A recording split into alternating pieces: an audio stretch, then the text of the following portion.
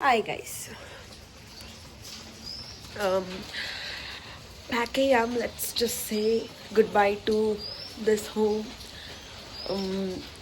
Emotionally, ഭയങ്കര weak, but still, yeah, yeah. എൻ്റെ കയ്യിൽ ഞാൻ ഒരു 3 കാർഡ്ബോർഡും എൻ്റെ 2 സ്യൂട്ട് കേസും ഒരു 2 ബാഗൊക്കെ ഉണ്ട്. ഇതെല്ലാം കൊടുത്തയച്ചിട്ട് ഞാനൊരു ബാക്ക് പാക്കുമായിട്ട് ഇറങ്ങാമെന്നാണ് ഞാൻ വിചാരിക്കുന്നത്. അപ്പം ആദ്യം മേജറായിട്ടുള്ള വലിയ വലിയ സാധനങ്ങളൊക്കെ എടുത്തേക്കാം, മിക്സി കാര്യങ്ങളൊക്കെ. അപ്പം ഇതിൻ്റെ ഇങ്ങനെ സെപ്പറേറ്റ് ആയിട്ട് വ്ളോഗിയും ഒക്കെ ചെയ്യാൻ പറ്റുമോ എന്ന് എനിക്കറിയാം. ഹായ്,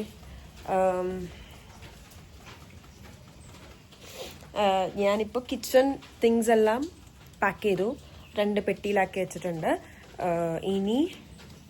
ഇനിയും കുറേ കാര്യങ്ങളുണ്ട്. Nobody warned me regarding this. This is going to be this much tough എന്ന് എനിക്ക് ആരും വാൺ ചെയ്തില്ല. But it's fine, it's okay.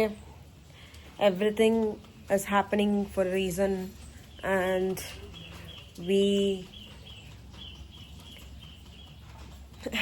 I have no motivation left to talk. Self motivation adanidane അമ്മേ ഈ സാധനം ഞാൻ എങ്ങനെ കൊണ്ടുപോകും? ഇത് മേടിച്ച കവർ കാണാനില്ല. പാക്ക് ചെയ്തിട്ട് തീരുന്നില്ലല്ലോ. It's like still there are so much to pack and I'm like, oh, ഇത് everything I need to pack. കുറച്ച് റെസ്റ്റ് എടുത്ത് പാക്കിങ് നടക്കുന്നില്ല. 4 ബാഗ് ഉണ്ട് ഡ്രസ്സ് തന്നെ. ഷോപ്പഹോളിക്, എന്ത് ചെയ്യാൻ പറ്റും?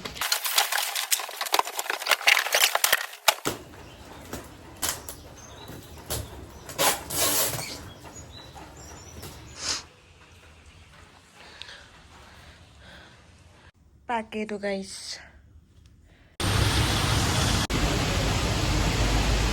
എല്ലാവരോടും ഇങ്ങനെ ബായ് പറഞ്ഞ് വരികയാണ്. പഞ്ചായത്തിൽ കയറി എല്ലാവരോടും പറഞ്ഞു. എനിക്ക് വിഷമായി.